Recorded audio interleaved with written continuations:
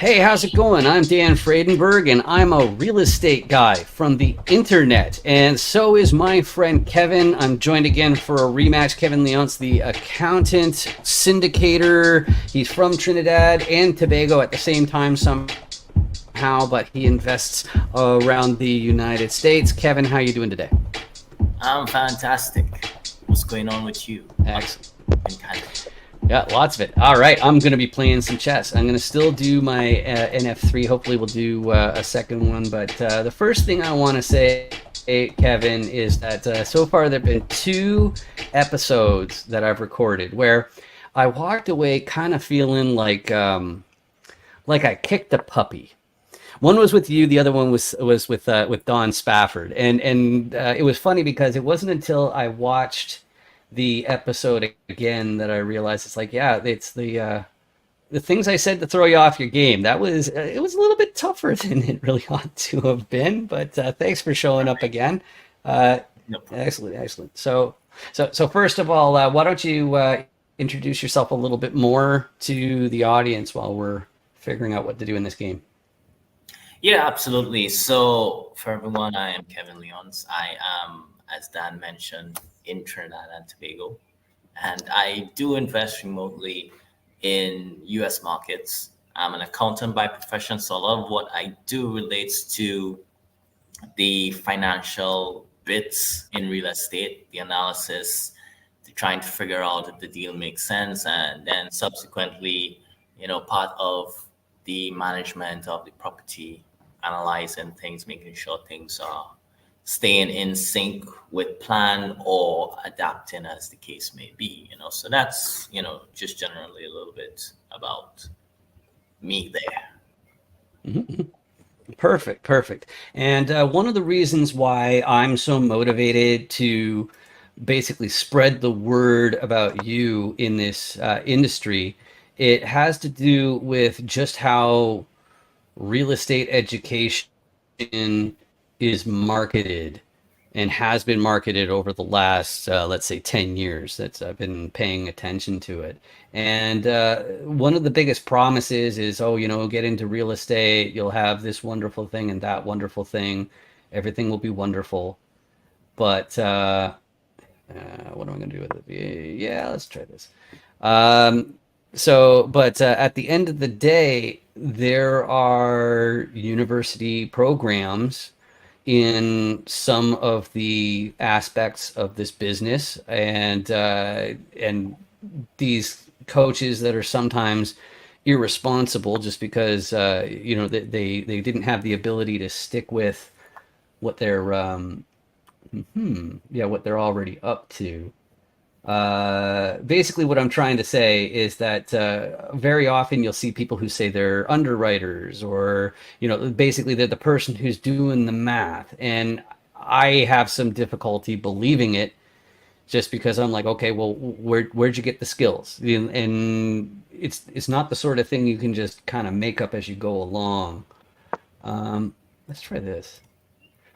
Yeah. But so am I out to lunch on this? Like have you've seen a lot of the same thing at like conferences or whatever, where they give you really rudimentary ways to rate a deal and things like that, and I think that they really steer people in the wrong direction. What are your thoughts?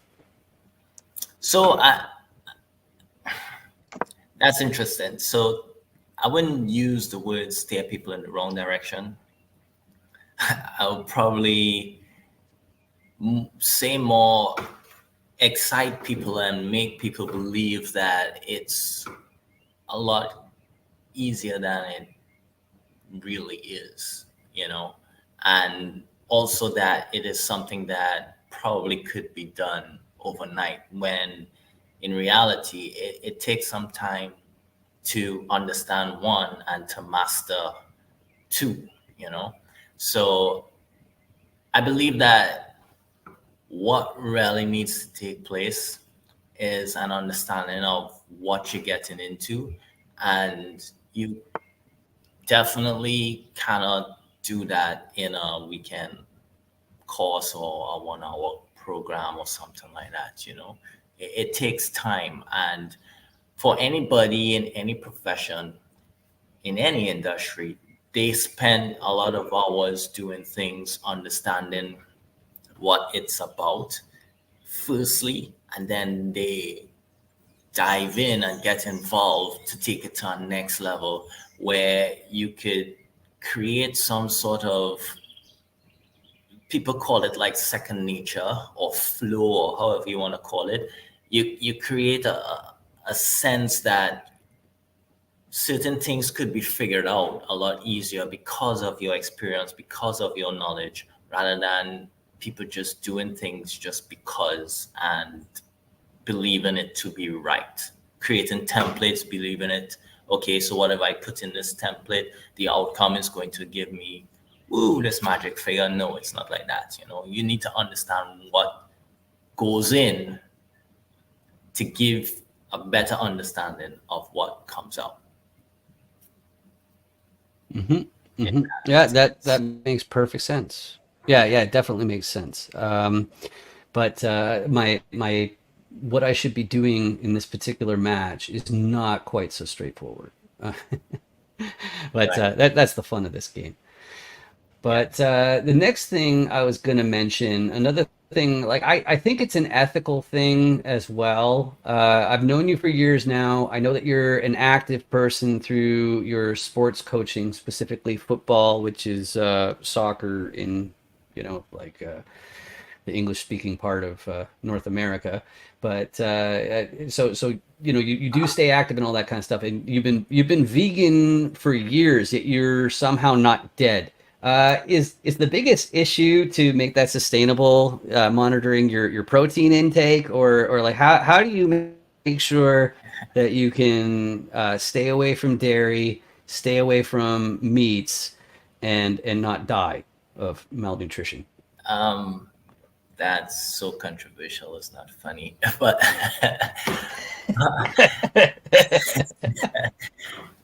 I will be careful of what I say. I think everyone needs to understand themselves. Once you understand who you are or how you are designed, then I think you could better put together things that works for you to sustain you. And I will say that being vegan is, it's a dietary choice that does not necessarily give you the benefit of all the nutrients that you need. One, that's something that you need to be aware of. And having that knowledge then allows you to start figuring out, okay, these are certain things that I will need to get otherwise. And you need to figure out ways to do that. So once you start Mhm. understanding that and knowing the nutritional deficiencies that are there, then you could start putting things in place rather than just doing it because it's some fad or something like that. So definitely know yourself, who you are, and how you have been designed, and then you could take it from there. Don't just follow some fad or anything like that. So yeah, that's what I'll say Yep. about that. Yeah. Sure, and I love your answer. And the thing for me, like I wasn't very protective of my body for a long time. I was a daily drinker for years and years and years, back when I was in Taiwan, and that's a bad thing. But when I quit being a daily drinker, I was able to lose 30 pounds, and I've been able to keep it off. And there's been a few different things about that. One, it was also when I was making my transition from being strictly into CRM technology and the different the different CRM technology, the different IT that's related to that. That's what I was making the transition. So whenever you're going to change careers or career paths, I think that's the one thing that you're going to be running into most often as an issue is you're going to be broke for a while. And for me, that meant that I had to rethink, my eating habits. And the biggest thing that I learned was portion control. Finding out actually how much food I need to have to maintain my body weight, how much is when I'm consuming more than my body needs, things like that. And that's when I finally got into just really paying attention to, all right, what constitutes a carb, what constitutes a protein, fats and all that kind of stuff. So, and fortunately, because of my CRM experience, specifically, it was online shopping carts and things like that. I ended up having a number of clients who focus on yeah, so that won't cover that way. Yeah, I had a number of clients who were in the health and nutrition and supplements business, so I had some sort of idea of it, and I figured part of it was a scam, but that really helped me understand it and be a lot more healthy. And because of the chess game, I don't remember where I was going with that. Right. So So it's really, really funny. that's true. We do Yeah. make mistakes when we are distracted. Hence Yes. the there's no such thing as multitasking. But anyway, I digress. Right. um, Right. Right. That's but funny.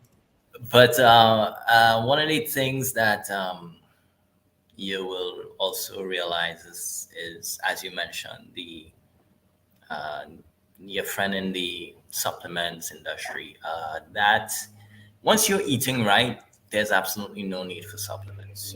Supplements come when you have some sort of deficiency. And even if you take it in excess, your body doesn't do anything with the excess except excrete it. So, you know, Right. Right.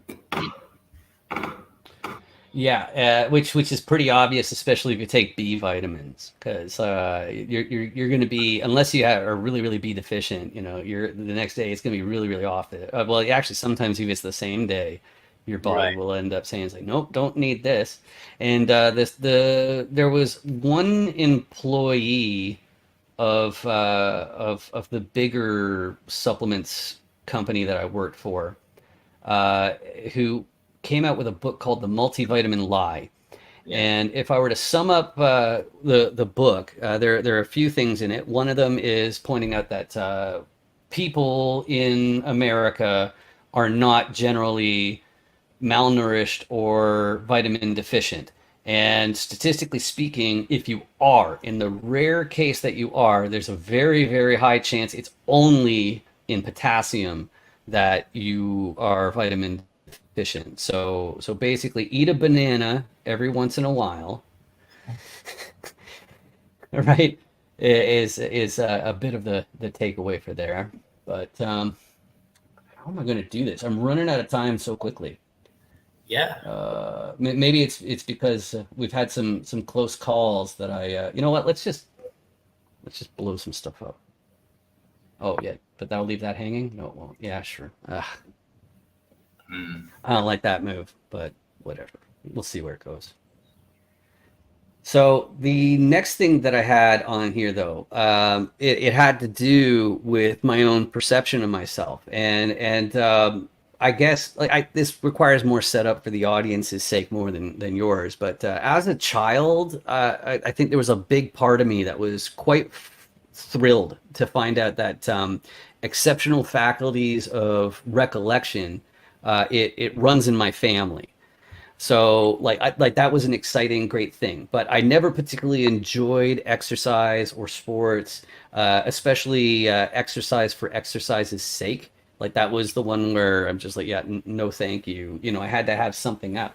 But I remember once feeling the impression that if I were actually to get in great shape, and I promise this is going somewhere other than just a weird story, I was concerned that if I got to be in too good shape, I'd just be completely intolerable to be around. It's just like I just have too many good things going on about myself, I guess is what I'm trying to say. And so what I'm doing these days is fighting to make sure that I don't end up like that. But maybe I should move that around. Yeah, I think I can move that around. Or do I want to do it that way and pin it on? Yeah, I think I'll do that instead. Let's try that. Right. But yeah, so anyway, but that's one thing that now that I'm coming into my mid 40s, I think I can be in great shape without being intolerable. So one of the things I've been doing a lot of kettlebell lifting and stuff. Hmm. Okay. So yeah, I like that move. I'm gonna do that though. All right. So, but anyway, so things like that to get a little bit, in better shape. That's what I'm up to right now. Oh, okay. So, Right. uh, yeah, I'm only gonna get one of those. That's too bad. But so I'm getting more in that, and one of the reasons I'm bringing it up here is because oh yeah, wrong screen. There we go. One of the reasons I bring it up is because we've had a lot of conversations on the subject of power, Hmm. and when it comes, like part of it is that I personally think that in many ways, fundamentally, uh, there's there are some things that could really use fixing in the world. Personally, I think more charity, more kindness would be really good for most people. And being in good shape, it rolls right in there. And the idea I wanted to share with you, just because Kevin and I regularly talk about these sorts of matters, is that very specific type of power that I'd say most men share is how did I put it here? Basically, there are people out there who they criticize those with power, but if you have actual power, then they don't need to ask for permission. It's a fundamental thing of how power works. So it's like, if somebody has a problem saying, hey, that person's really big and strong and I don't like it, then it's like, yeah, but who asked you? I think that's one of the main fundamental problems with power that comes out. But like, is that something that really crosses your mind much at all, as far as, like, when it comes down to brass tacks, like I feel these conversations about how the world can be changed, they're important, but like is it just spinning your tires, I guess. I don't even know if there's a question in there hiding, but what are your thoughts? Ah, yeah. Is there a question in there? um, Right. Right.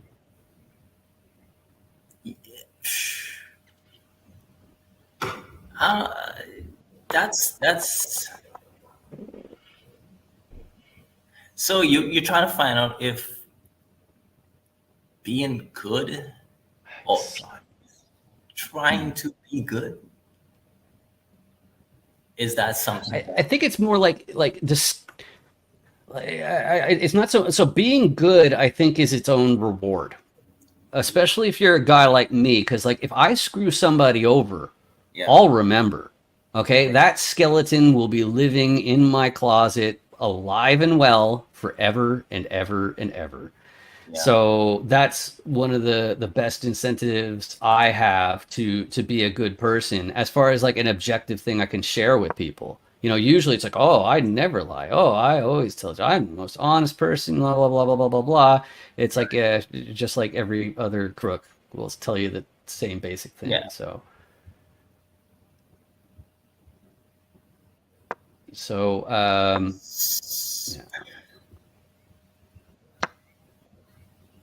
Finish him. Okay. So now that's cleared out of the way. Yeah.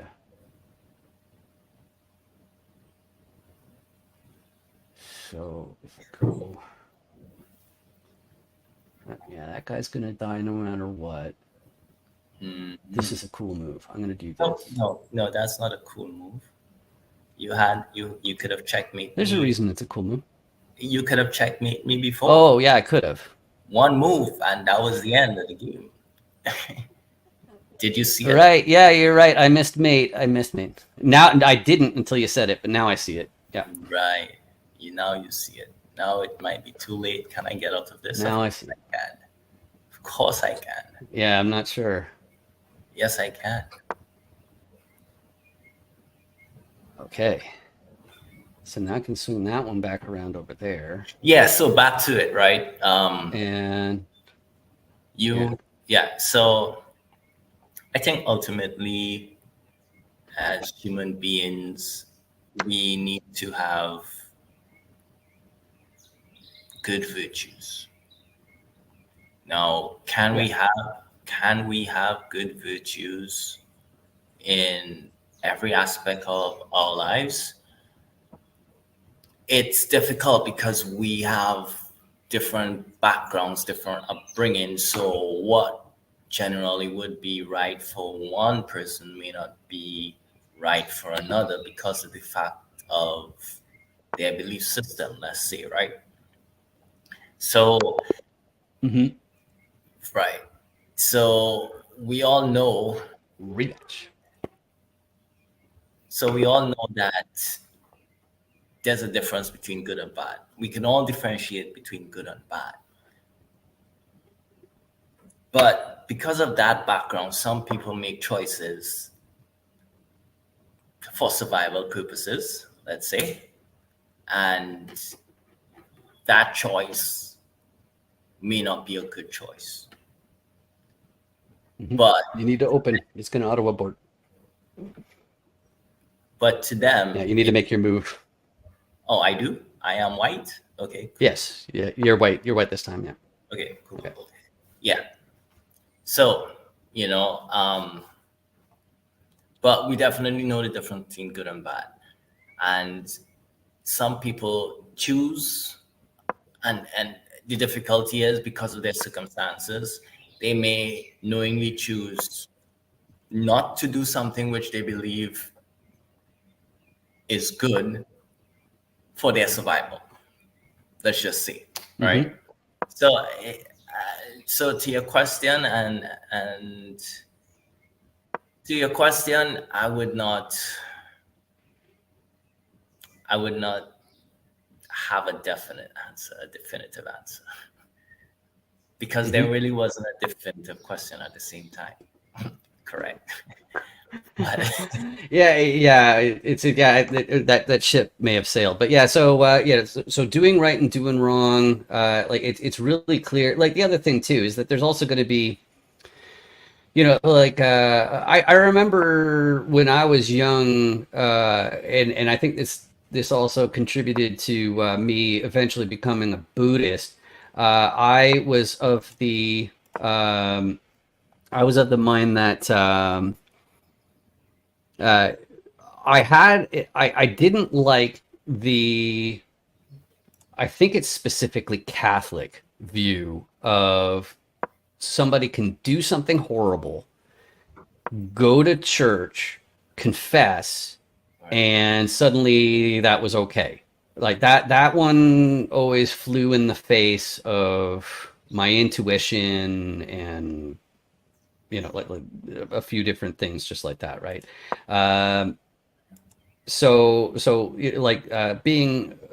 Becoming a Buddhist, I think that since they don't have that tenet, it was a little bit better. Let's see here. Yeah. So I will still go for that. Okay. So now.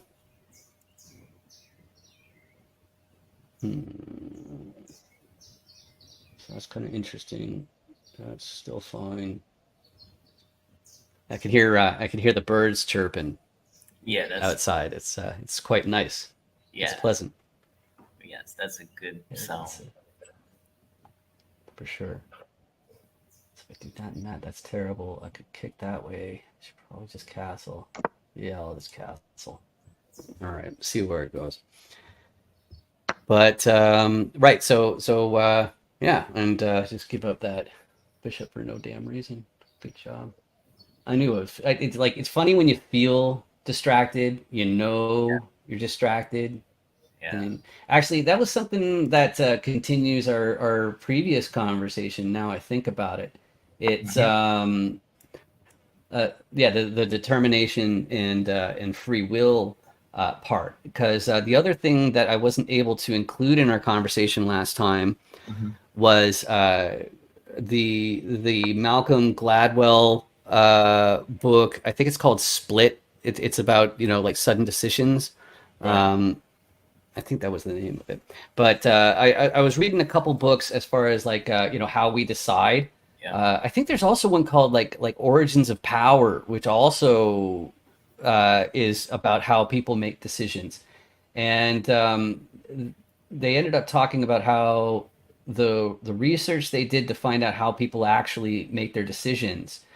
They it mostly focused on um, like groups that have to make dangerous decisions, like people responsible for a fire department and how a fire is handled. Yeah. And they were trying to figure out which ones. Right? Yeah, that's why I said I shouldn't do that, and I just forgot that too. Um, and that's garbage too. Wow, I'm just blundering everything by not thinking. So, oh, all right, that's nice of you. Yeah.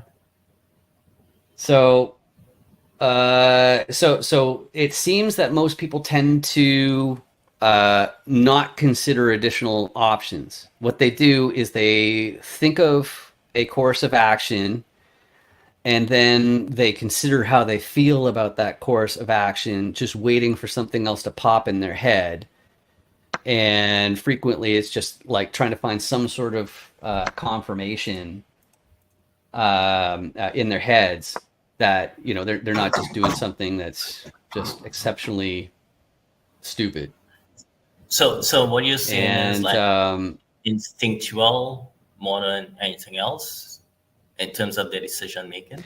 it yeah, so what I'm doing so far is I'm trying to parrot the observations that they said rather than Yeah. trying to summarize it.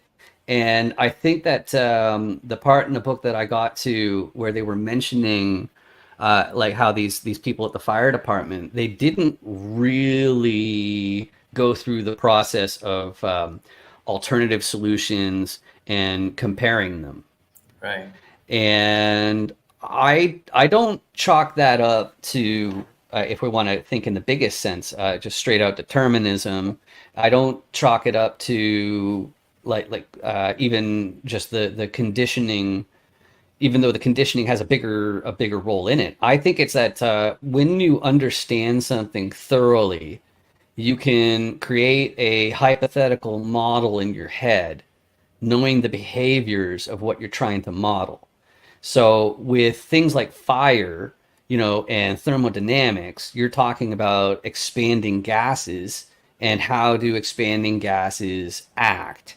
And the specific example they gave is apparently if you're a firefighter, one thing you really look out for is spongy floors.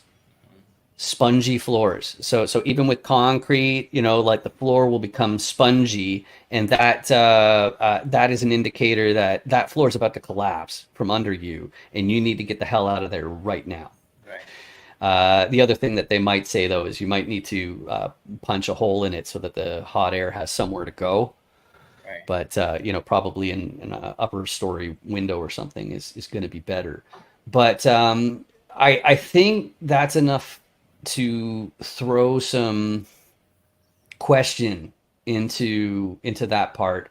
But at the same time, what Malcolm Gladwell's thesis seems to have been is that it doesn't matter if you decide quickly or decide slowly, your likelihood of error is going to be about the same.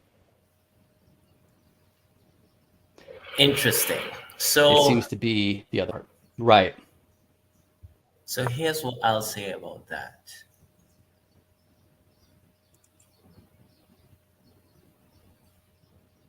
I if you go through training, right? If you go through training, you will develop that conditioning to, for example, understand the spongy floor, for one. You will develop that conditioning to understand what's the difference between um, a risk you should take or you shouldn't take. But for somebody to say that you'll end up with the same decision, that one is a bit tough because Yeah, it yeah. It was because more that your likelihood to make an error is going to be unchanged, regardless of how long you think about it. It's you're just as likely to get a wrong conclusion right, for that reason. Yeah, right, so it's slightly different, but please continue. yeah. Because if you have somebody without any knowledge whatsoever as to what they are doing, then of course they're gonna make mistakes, right? Of course they're gonna Right. of course they're gonna have no idea of a particular scenario or particular situation. So yeah, you need to think about it. But at the same time, if you're completely ignorant to the facts, I think if you spend time and analyze, you recognize that there's something wrong with what's taking place. I think Hmm. so.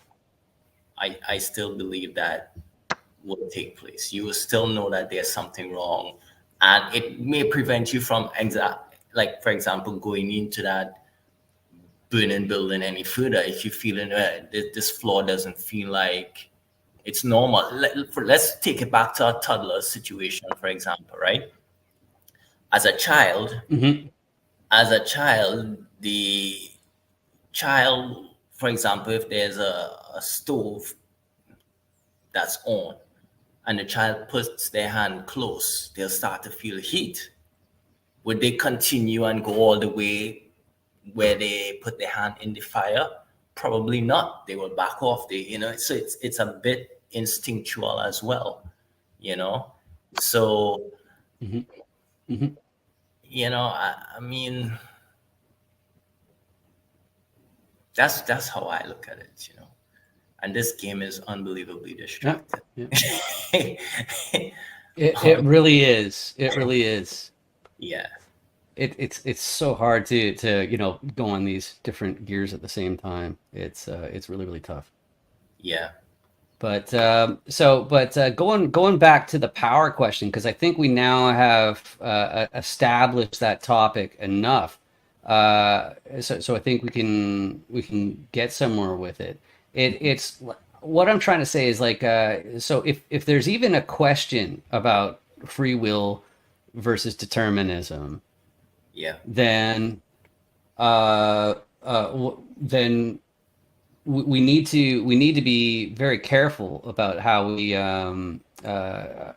we approach different subjects, and the one that is coming up for me as the most important one is there any point or value in sitting there uh, hypothesizing about how the world should be run, because if you because at the end of the day it's ultimately ineffectual, right? It's like what's going to come of it. My hopes have been that it turns into a situation of if you share an idea for long enough, then eventually somebody will come along and adopt the idea. right. So when I've had a really bad day, that's how I justified, like summoning up passion to try and do something about it. If you share an idea long enough, Hmm.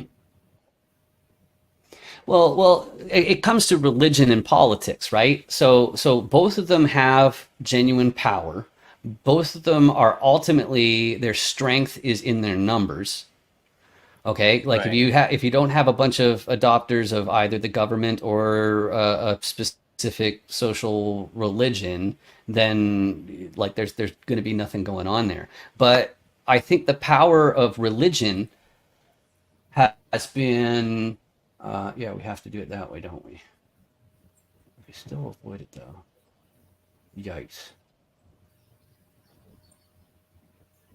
Yikes! Yikes! Yikes! Yikes! Terrible position. I'm sure there's something cool in here hiding, but I don't see it. All right, well, I guess I got to trade that off and turn it into an end game.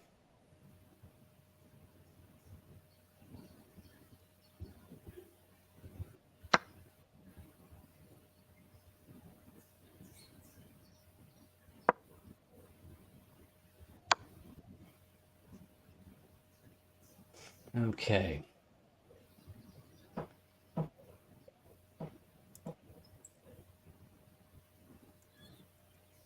Why can't it go there? Oh, it's because I'm in You're in check. check. That's why.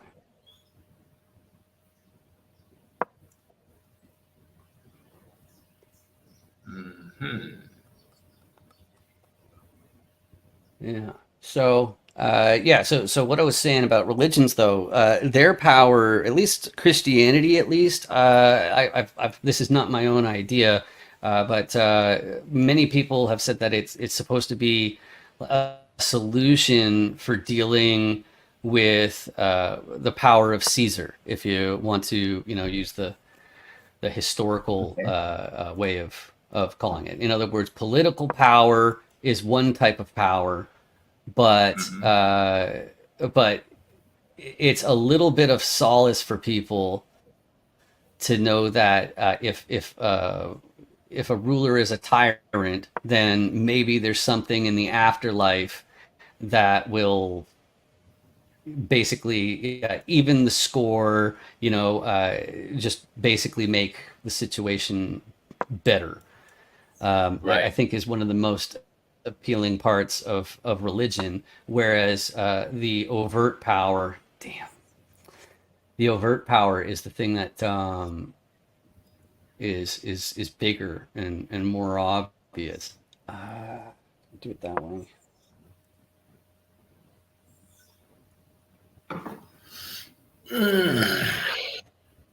So there's definitely multiple types of power, and I think that religion is definitely the model that I'm going off of when I say that if you come up with a really great idea, it just needs to be repeated for long enough, and eventually it'll get to the right people. Like I guess for me, and I think it's fair to say, well, okay, being rich has so many levels. Okay, like so many people would say it's like just not having mountains of debt counts as rich, whereas other people would say it's like no, you need to have high income, or else it's just not going to it's not going to work, or you're just not rich. Um, so there are plenty of different. Yeah, I'm gonna go for the crazy route. Yeah, there's so many different routes to or ways to define being rich. And having said that, I don't think I fit much of any of them, with the possible exception of my low level of debt. Um,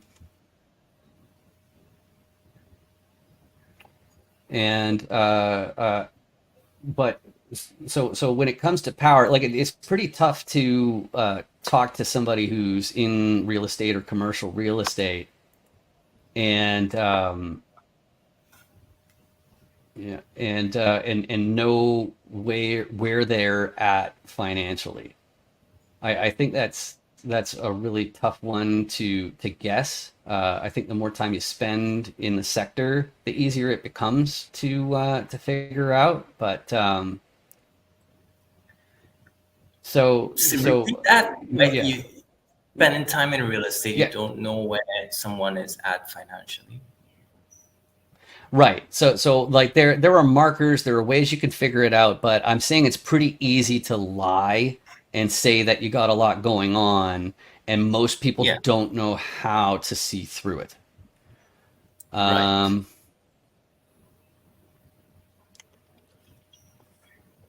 and That is true. but right. So when it comes to, I so what I'm trying to say is I don't vilify rich people. Hmm.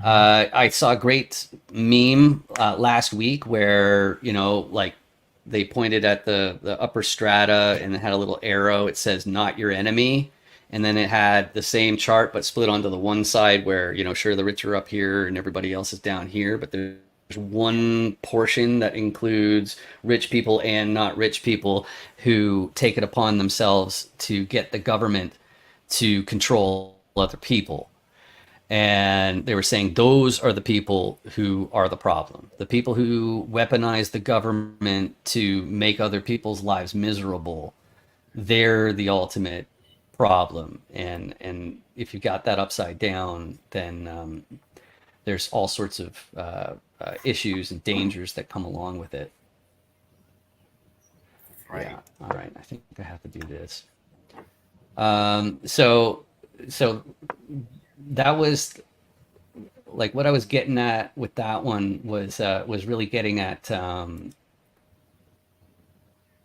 how so many people, I think they've got it all wrong when it comes to who the enemy is, and I don't think they blame the right person for society's problems, but at least it tells you the two different types of let's see. So code, yeah, let's try that. I think that's. I don't think there's a mate hiding in there yet.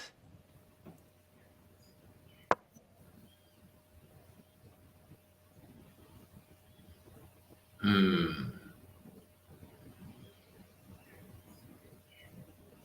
Mm, mm, mm, mm, mm, mm. It's a lot of Shouldn't have pawns done you got there, Kevin. that. Yeah, they will convert just now. Yeah, yeah.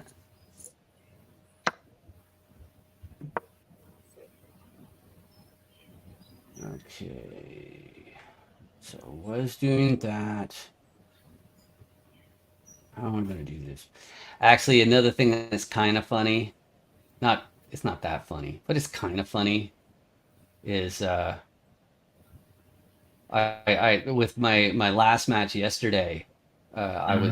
I mentioned that I like it when I'm with a guest and we end up with one win each. I Right. promise that was not on purpose, but I just don't like zero sum games. I really don't. It's And I mean, for me, you know I I think I mentioned this to you before. One of the things I accustomed playing with white. So like my Mhm. whole setup is in my mind is with white. So when I have to do this, for example, speak to you while I play, I'm completely distracted. And then you add to the fact that I'm playing with a color or a pawn that I'm not accustomed playing with. Yeah, it Mhm. makes it that much more difficult. So I have to be like, what? But there's three things going on here, you know. So Right, exactly. So I think what you're finding then is like with black, the most common reaction to e4, the king pawn opening from white by black among high level players is the Sicilian, and many chess experts will say that they discourage people from learning the Sicilian until they're in about the 2000s okay, of rating, and the reason is because there's so many of them, right. and there's about 10 different Sicilians, and let's see here. Like honestly, I should just resign because I don't think there are any tricks left in here Right. to recover. Yeah, you're not going to recover from what's about to come next. Yeah, exactly. Because I don't like the only thing I You're could not going to do. stop that pawn for sure. Yeah. So I have to do that. And I thought you had me if you just move your rook up, though. And then you take the pawn. Well, oh yeah, you will. Your rook will be blocking. Yeah, I would. Right. Those are the mistakes I make. Yeah, on a regular. Don't worry about it. Yeah. Okay, and that's trapped, so I have to. So that was. Where's my resign button? Just see what it is. Oh, there it is. Here you go. Just take the pawn. All right, I'll take the pawn. All right. I'll give you your fun. So like, what do you do? Grin and bear it. I guess that's the answer. There's not much you can do. Maybe I can pull off a sale here. I mean a person. I don't mean you personally. You got lots that you can do. You've got everything. You got everything you need to have a guaranteed mate. This is a guaranteed mate if you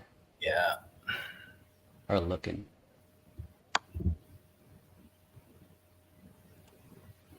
So go there. That's already all right.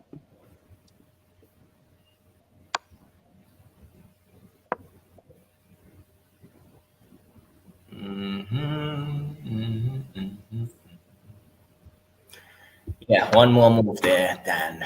One more move there, Dan.